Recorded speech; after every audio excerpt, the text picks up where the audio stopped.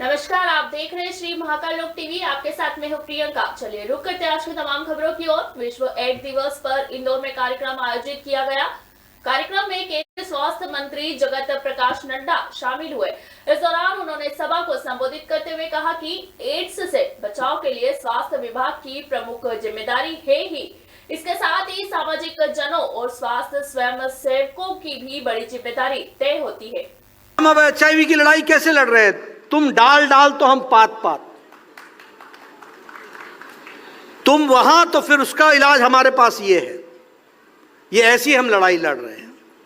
और इसीलिए मैं कहूंगा कि अगर HIV होता है तो हमको वो स्टिग्मा नहीं होना चाहिए। मैं यहां ये भी बताना चाहता हूं, आज हमारी साइंस और हमारे लोग इतना डेवलप हो गए हैं that now person with HIV can live life long.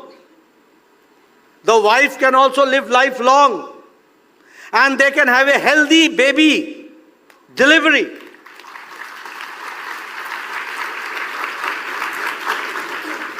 तो इसलिए आज के दिन we have to reinforce that we have to protect the fundamental rights of the people living with HIV. We have to see that their constitutional rights are. We have to see to it that they should get employment and there should be no discrimination in employment because he's people living with HIV. ये सारी चीज़ों को, discrimination को रोकने के लिए और infected people को ध्यान में रखने की जहाँ ज़रूरत है, वहीं स्वास्थ्य विभाग के ऊपर तो जिम्मेवारी है ही, लेकिन आप सब लोगों से भी मैं ज़रूर कहूँगा कि बहुत बड़ी जिम्मेवारी है to protect the health providers also. वहीं विश्व एड्स दिवस पर इंदौर में कार्यक्रम आयोजित किया गया। कार्यक्रम में केंद्रीय स्वास्थ्य एवं परिवार कल्याण मंत्री जगत प्रकाश नड्डा शामिल हुए। इस दौरान सीएम डॉक्टर मोहन यादव ने सभा को संबोधित करते हुए कहा कि प्रधानमंत्री के नेतृत्व में सरकार एड्स को खत्म करने के लिए लगातार कार्य कर रही है। आगे उन्होंने कहा कि सरकार का संकल्प है कि वर्ष 2030 के बाद एड्स का कोई भी रोगी देश में नहीं होगा। यशस्वी प्रधानमंत्री, वास्तव में आपने कितने प्रकार से काम किया है। एड्स की उस भयावहता के लिए तो आप एकदम न्यूनतम स्तर पे ला रहे हैं और आपने उससे बढ़कर और पवित्र संकल्प लिया है। वो संकल्प है 2030 के बाद कोई भी एक भी बीमार पूरे देश में नहीं होगा। इतना सुंदर और इतना बड़ा संकल्प आपने किया है, मैं आपको बधाई देना चाहूंगा।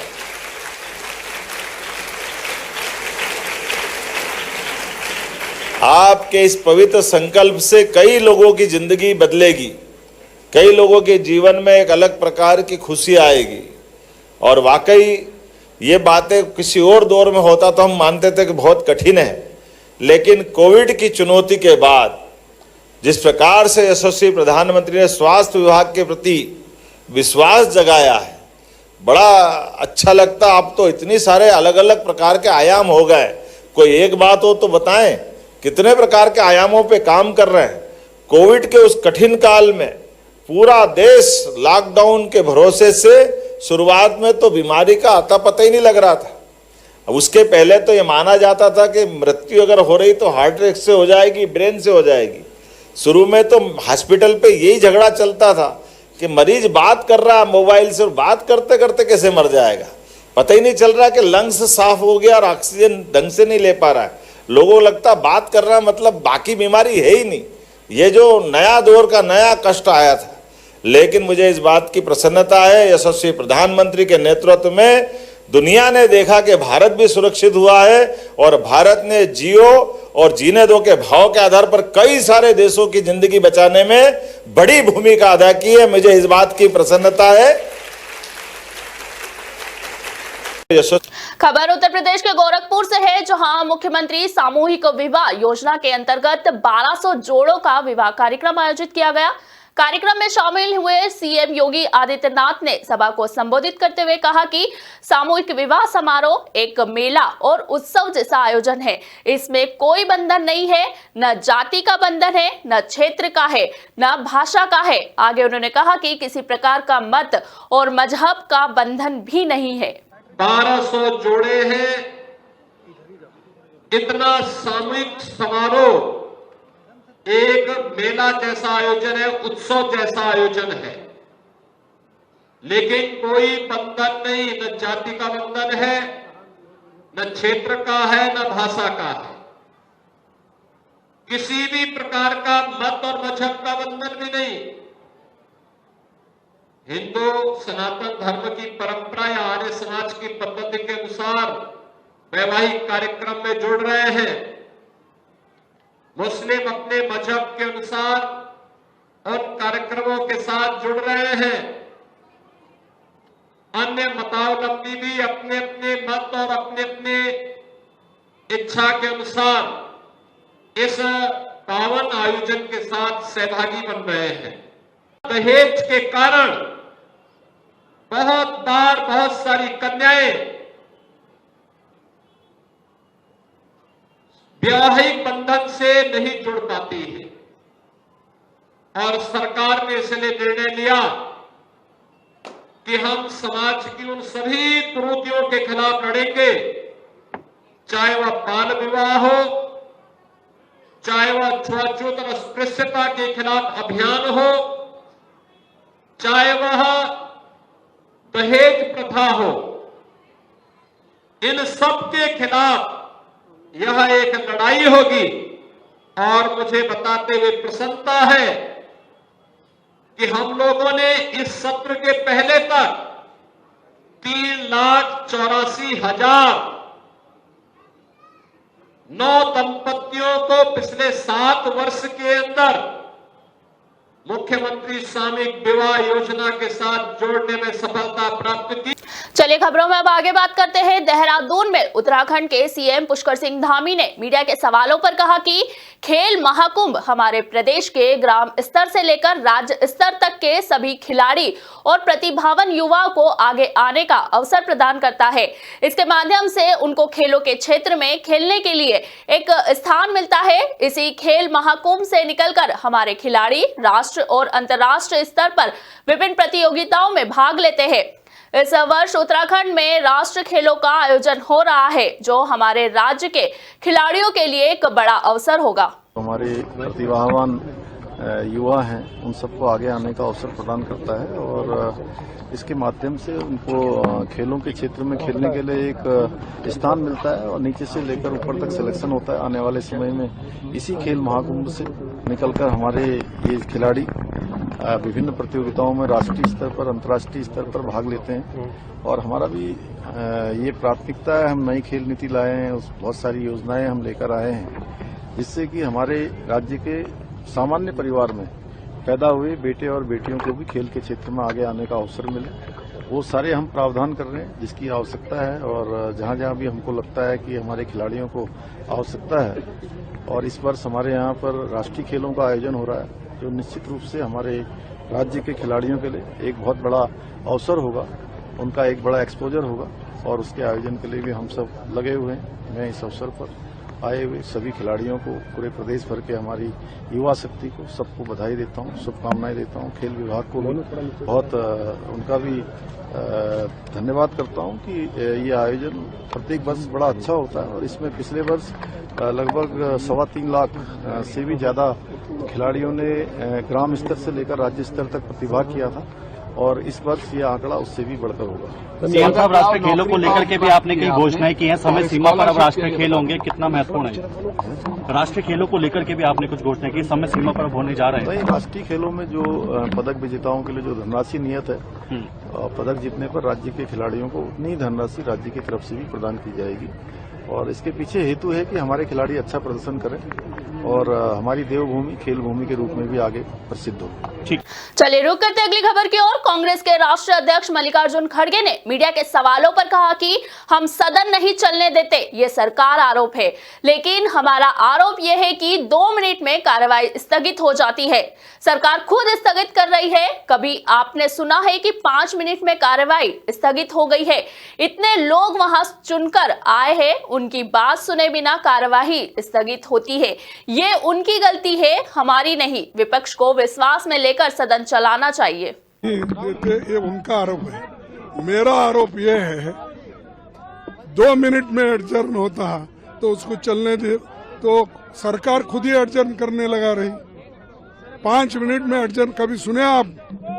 इतने लोग वहां पर चुन के आए हैं, लोगों की अपेक्षा रहती है कुछ चर्चा हो और कुछ बातें निकले उनके लिए। उससे पहले ही हाउस अड़चन होता है कि ये लोग डिस्टर्ब कर रहे हैं, बात नहीं करने दे रहे, तो ये उनकी गलती है, हमारी नहीं। और सदन चलाना, इसके लिए वो लोग पूरी कोशिश करना, दूसरे विपक्ष को भी विश्वास में लेके चलाना चाहिए। चलिए आगे बढ़ते हैं खबरों में। आम आदमी पार्टी के संयोजक अरविंद केजरीवाल ने प्रेस कॉन्फ्रेंस कर कहा कि दिल्ली में गैंगस्टरों का कब्जा है। उन गैंग पर जब केजरीवाल ने सवाल उठाया तो उन्हीं पर हमला करवा दिया गया। आगे केजरीवाल ने कहा कि व्यापारियों के पास फिरौती की कॉल आती है, उनकी दुकानें के बाहर गोलियां चल जाती है, महिलाओं के साथ छेड़खानी, अपहरण और रेप और हत्याएं हो रही है। दिल्ली में कानून व्यवस्था चरमरा गई है। पिछले कई दिनों से मैं दिल्ली की बिगड़ती कानून व्यवस्था का मुद्दा उठा रहा हूं। पिछले खासकर 2-3 साल में दिल्ली में कानून व्यवस्था बहुत ज़्यादा बद से बदतर होती जा रही है। मैं दिल्ली का एक नागरिक हूं, दिल्ली का मुख्यमंत्री रह चुका हूं, लोगों में जाता हूं, लोगों से मिलता हूं, लोग इसको लेके बहुत चिंतित हैं। दिल्ली के लोग दहशत के माहौल में जी रहे हैं। उन्हें पता नहीं कि कब किसके साथ क्या हो जाएगा। तो पिछले कुछ दिनों से कई दिन मैं कुछ नहीं बोला, मुझे लगा स्थिति सुधर जाएगी और ये एक ऐसा मुद्दा नहीं है जिस पे राजनीति होनी चाहिए। लेकिन जब स्थिति बद से बदतर होती जा रही है और खुलेआम दिल्ली के अंदर सड़कों के ऊपर गोलियां चलने लगी हैं, ऐसा लगता है कि गैंगस्टर्स ने दिल्ली के ऊपर कब्जा कर लिया है, तो मुझसे चुप नहीं रहा गया और मैंने दिल्ली की कानून व्यवस्था को लेके सवाल खड़े करने चालू किए। मैं नांगलोई गया। नांगलोई में एक दुकान वाले के दुकान के बाहर 2 मोटरसाइकिल पे सवार व्यक्ति आए और उन्हें धुआंधार गोलियां चलानी चालू की। मैं नांगलोई गया, मुझे नांगलोई जाने से बीजेपी का कार्यकर्ताओं ने रोका, मुझे रास्ते में ही रोक दिया, मुझे जाने नहीं दिया, पता नहीं क्यों।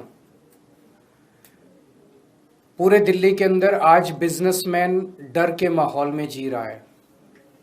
उसे फिरौती की कॉल आती है, अगर वो फिरौती नहीं देता तो थोड़े दिन के बाद उसके दुकान के सामने शूट आउट हो जाता है, एक मैसेज देने के लिए, संदेश देने के लिए कि अगर तूने नहीं किया तो तेरे साथ कुछ भी हो सकता है। आज बिजनेसमैन को ये नहीं पता मैं सुरक्षा के लिए कहाँ जाऊं। कल मैं पंचशील एनक्लेव गया। पंचशील एनक्लेव में वो एक तरह से देश का, दिल्ली का सबसे पॉश एरिया माना जाता है। वहां पे 64 साल के एक बुजुर्ग की निर्मम हत्या, चाकू गोद के उनकी निर्मम हत्या कर दी गई। सीनियर सिटीजन्स जो हमारे दिल्ली में बहुत हैं, बहुत सारे ऐसे बुजुर्ग हैं जिनके बच्चे बाहर चले गए पढ़ने के लिए, नौकरी करने के लिए, अकेले रहते हैं, वो आज दहशत के माहौल में जी रहे हैं।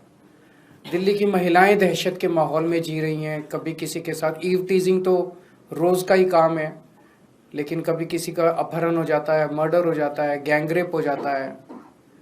आज महिलाएं दहशत के माहौल में जी रही हैं। आज मैं तिलक नगर जा रहा हूँ। तिलक नगर 2 दुकान वालों से मिलूंगा जिनकी दुकानों के बाहर शूट आउट किया गया।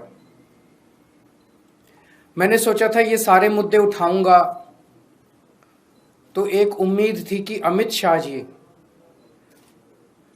आप सब लोग जानते हैं कि दिल्ली की शिक्षा, स्वास्थ्य, बिजली, पानी, ये चुनी हुई दिल्ली की सरकार आम आदमी पार्टी की सरकार के पास है। लेकिन दिल्ली की सुरक्षा, दिल्ली की कानून व्यवस्था, दिल्ली के लोगों की सुरक्षा जो है वो केंद्रीय गृह मंत्री के सीधे अंडर में आती है, अमित शाह जी के अंडर में आती है। तो मुझे उम्मीद थी कि मेरे मुद्दे उठाने पे अमित शाह जी कुछ कार्रवाई करेंगे, अमित शाह जी बलात्कारियों को पकड़ेंगे, अमित शाह जी गैंगस्टर्स को पकड़ेंगे, अमित शाह जी पुलिस को बोलेंगे कि इस तरह की घटनाएं अब नहीं होनी चाहिए, अमित शाह जी कठोर कदम उठाएंगे, ठोस कदम उठाएंगे जिससे दिल्ली वासियों को कुछ सुकून मिलेगा। लेकिन इसकी बजाय हमने देखा कि कल मुझ पे हमला करवा दिया गया। मैं पदयात्रा में जा रहा था, मेरे ऊपर एक लिक्विड फेंका गया। वो लिक्विड हार्मलेस था, लेकिन वो हार्मफुल भी हो सकता था। चलिए रुक करते अगली खबर की ओर। पीडीपी प्रमुख महबूबा मुफ्ती ने प्रेस कॉन्फ्रेंस कर कहा कि आज मुझे डर है कि 1947 के समय जो स्थिति थी हमें उसी दिशा में ले जाया जा रहा है। जब युवा नौकरी की बात करते हैं तो उन्हें नौकरी नहीं मिलती। हमारे पास अच्छे अस्पताल, अच्छी शिक्षा नहीं है। वे सड़कों की हालत नहीं सुधार रहे, बल्कि मंदिर की तलाश में मस्जिद को ध्वस्त करने की कोशिश कर रहे हैं। आगे महबूबा ने कहा कि बांग्लादेश में हिंदुओं पर अत्याचार हो रहे हैं। अगर भारत में भी अल्पसंख्यकों पर अत्याचार होंगे तो फिर भारत और बांग्लादेश में क्या अंतर है? मुझे भारत और बांग्लादेश में कोई अंतर नहीं लगता। हालात अच्छे नहीं हैं। ऐसा है कि जो हमारे जो लीडर रहे हैं, गांधी जी से लेके जवाहरलाल नेहरू हो, मौलाना अबुल कलाम आजाद हो, सरदार पटेल साहब हो, अंबेडकर जी हो, जितने भी लीडर रहे हैं, उन्होंने इस मुल्क को हिंदू, मुस्लिम, सिख, ईसाई सबका घर बनाया है। ये सबका घर है, साझा घर है। और गांधी जी ने तो अपनी जान भी दे दी इसके लिए। मगर जो आज हालात हो रहे हैं उसमें लड़ाया जा रहा है आपस में। और मुझे डर है, खौफ है, जो 1947 में हालात हुए थे तो कहीं ना कहीं हमें उसी तरफ लेके जा रहे हैं। क्योंकि जब नौजवान नौकरी का जिक्र करता है, नौकरी की डिमांड करता है, उसको नौकरी नहीं मिलती है। वो अच्छे अस्पतालों की डिमांड करते हैं लोग, वो अच्छे अस्पताल नहीं है, हमारे पास नहीं है। अच्छी शिक्षा नहीं है, क्योंकि जो तालीम है वो सबसे बड़ा हथियार है। वो इंसान के पर लग जाते हैं तालीम से, वो आप दे नहीं सकते हो। हमारी गलियां, हमारे कोचे, हमारे सड़कें आप ठीक नहीं करते हो तो क्या करते हो कि मस्जिद को गिरा के इसमें देखो मंदिर ढूंढ लो। यही है ना, यही हो रहा है। अभी देखिए संभल में कितना बुरा हादसा हो गया। वो बेचारे, उनका कोई लेना देना नहीं, कोई दुकान पे काम करता था, कोई रेडी पे काम करता था, मार दिया, गोली मार दी, तो कौन बात करेगा? आप बात करोगे तो उल्टा आपको ही जेल में डाल दोगे। जैसे उमर खालिद 4 साल से जेल में है। तो आजकल सुनवाई कहीं कोई नहीं हो रही है।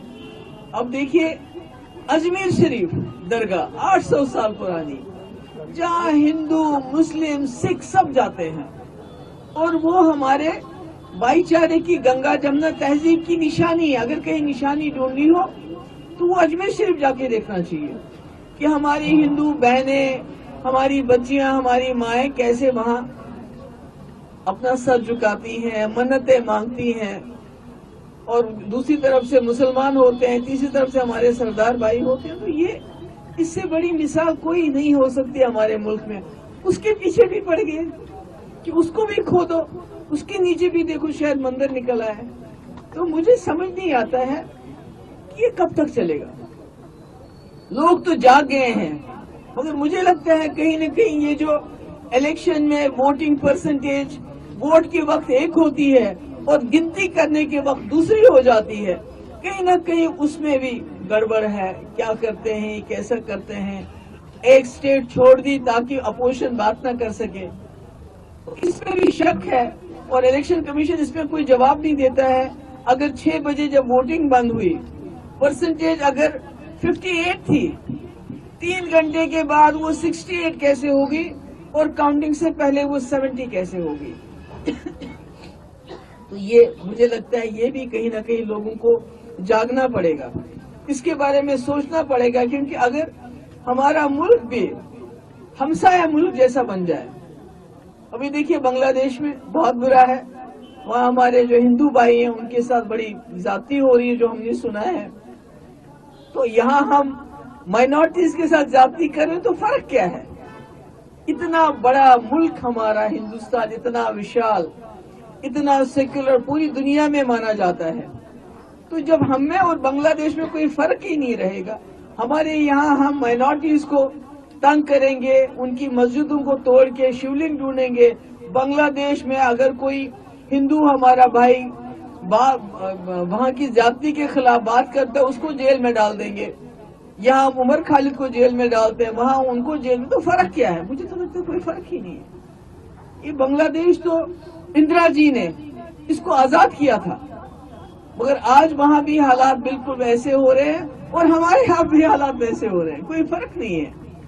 तो मुझे लगता है यहाँ के लोगों को, जो हमारे सेक्युलर, देखिए हिंदू मेजॉरिटी सेक्युलर है, इसके बारे में मुझे कोई शक नहीं है, हालात अच्छे नहीं हैं। ऐसा है कि जो हमारे जो लीडर रहे हैं, गांधी जी से लेके जवाहरलाल नेहरू हो, मौलाना अबुल कलाम आजाद हो, सरदार पटेल साहब। वहीं महबूबा मुफ्ती के बयान पर बीजेपी नेता रविंदर रैना ने पलटवार करते हुए कहा कि महबूबा मुफ्ती का बांग्लादेश के तुलना वाला बयान बहुत विवादपूर्ण, दुर्भाग्यपूर्ण है। बांग्लादेश में अल्पसंख्यक समुदाय को चुन चुनकर निशाना बनाया जा रहा है। बांग्लादेश में हुए अत्याचार पर महबूबा मुफ्ती का बांग्लादेश को लेकर भारत के खिलाफ दिया गया बयान राष्ट्रद्रोह है। भारत में हिंदू, मुस्लिम, सिख, ईसाई सब सुरक्षित है। महबूबा मुफ्ती का बांग्लादेश के साथ जो कंपैरिजन वाला विवादास्पद बयान दिया है, ये बहुत ही दुर्भाग्यपूर्ण है, निंदनीय है। सारी दुनिया ने देखा है कि किस प्रकार बांग्लादेश के अंदर मानवाधिकारों का हनन हो रहा है। बांग्लादेश के अंदर इस वक्त अल्पसंख्यक समुदाय को चुन चुनकर निशाना बनाया जा रहा है। घरों के अंदर घुसकर उपद्रवी बांग्लादेश के अंदर महिलाओं को और बेटियों को अपमानित कर रहे हैं। जिंदा लोगों को बांग्लादेश के अंदर जलाया गया है। यहाँ तक कि बांग्लादेश के संस्थापक शेख मुजीबुर रहमान की प्रतिमा को बुलडोज करके खंडित किया गया और चुनी हुई प्रधानमंत्री जो बांग्लादेश की है, उन्हें 1 घंटे का समय दिया गया देश छोड़ने के लिए। इस प्रकार का अबंडर और इस प्रकार का अत्याचार और जुल्म सितम बांग्लादेश के अंदर हुआ है। और वहीं महबूबा मुफ्ती का बांग्लादेश को जोड़कर दिया गया भारत के जो खिलाफ बयान है, ये राष्ट्रद्रोह है जो महबूबा मुफ्ती ने किया है। भारत के अंदर हर एक व्यक्ति, हिंदू, मुस्लिम, सिख, ईसाई सब सुरक्षित हैं। प्रधानमंत्री मोदी साहब का नारा है सबका साथ, सबका विकास, सबका विश्वास। स्वयं महबूबा मुफ्ती साहिबा कभी श्रीनगर, कभी जम्मू और कभी इंडी गठबंधन की बैठकों में दिल्ली, बेंगलोर, मुंबई और कोलकाता के अंदर जा जाके रैलियों में शामिल होती हैं। अपना पक्ष अपने जनसभाओं में वो रखती हैं। उन्हें देश की पूरी सुरक्षा मिली है। और ऐसे में महबूबा मुफ्ती का भारत का बांग्लादेश के साथ जोड़कर दिया गया बयान बहुत ही विवादास्पद बयान है। ये गैर जिम्मेदाराना बयान है और इस बयान को राष्ट्रद्रोह की नजर से देखा जाना चाहिए। ये राष्ट्रद्रोह मैडम महबूबा मुफ्ती ने किया है, ये अक्षम्य अपराध उन्होंने किया है। भारत देश तो मानवता की जन्मभूमि है, जहां सबको साथ लेकर और सबको सम्मान की दृष्टि से देखा जाता है। माननीय प्रधानमंत्री मोदी साहब ने सबको साथ लेकर अपने राष्ट्रीय सांस्कृतिक मूल्यों को आगे बढ़ाया है। महबूबा मुफ्ती ने राष्ट्रद्रोह किया है, उनके खिलाफ यकीनन कानूनी कार्रवाई होनी चाहिए। महबूबा मुफ्ती का बांग्लादेश के साथ जो कंपैरिजन वाला। चलिए खबरों में अब आगे बढ़ते हैं। संभल की घटना पर अयोध्या से सपा सांसद अवधेश प्रसाद ने कहा कि संभल की घटना बेहद दुखद है। इस घटना से प्रदेश का भाईचारा और शांति व्यवस्था प्रभावित हुई है, लेकिन सुप्रीम कोर्ट ने अपने फैसले के जरिए एक बड़ी घटना को होने से रोका है। प्रदेश में कानून का राज बहाल करने में मदद की है। आपको बता दें कि संभल की घटना को संसद में भी उठाना चाहते थे, लेकिन सरकार ने अपनी कमियों को छिपाने के लिए संसद को चलने ही नहीं दिया। संभल की घटना पूरे देश के लिए ये बहुत बड़ी दर्दनाक घटना है और हृदय को दहलाने वाली घटना तो ही है। और देश की जो हमारी आपसदारी है, शांति है, आपसदारी है, भाईचारा है और जो प्रदेश की गंगा जमुनी संस्कृति है, उससे इस घटना से असर पड़ता है, लेकिन माननीय उच्चतम न्यायालय ने अपने निर्णय से बहुत बड़ी घटना होने से बचाया है और देश प्रदेश में कानून का राज कायम करने में इस निर्णय से बहुत मदद मिलेगी।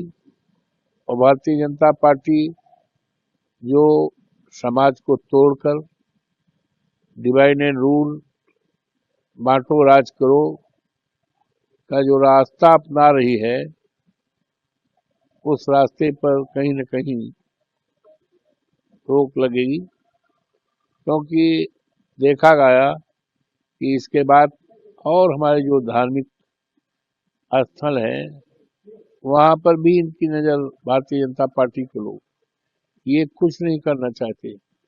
आज महंगाई का सवाल है और इस देश में युवाओं के नौकरी का सवाल है। युवा हमारे देश की सबसे महत्वपूर्ण दौलत है। किसी देश की दौलत हीरा जवाहरात, सोना चांदी नहीं, बल्कि देश के इंसान, देश के नौजवान हैं। आज उनके हाथों में सरकारी नौकरी देने का सवाल है। आज महंगाई, अभी आज ही कल में महंगाई बढ़ी है। जो रसोई गैस होता है 16 रुपये बढ़ गया, ऑटोमेटिक 1650 से एलपीजी कमर्शियल है, बढ़ गया। जबकि हमारे देश के प्रधानमंत्री जी ने कहा था कि हमारी सरकार बनाओ 100 दिन में महंगाई हम रोकेंगे। तो महंगाई तो 7वें आसमान में चली गई। तो इसलिए संभल की घटना और इस बात को लेकर हम लोग सदन में उठाना चाहते थे, लेकिन सरकार अपने निकम्मेपन, अपनी कमियों को, अपनी खामियों को छिपाने के लिए सदन चलने नहीं दिया, जो कि जिसके माध्यम से हम सभी लोग देश और दुनिया को भारतीय जनता पार्टी के आचरण को बढ़ाने में कामयाब होते।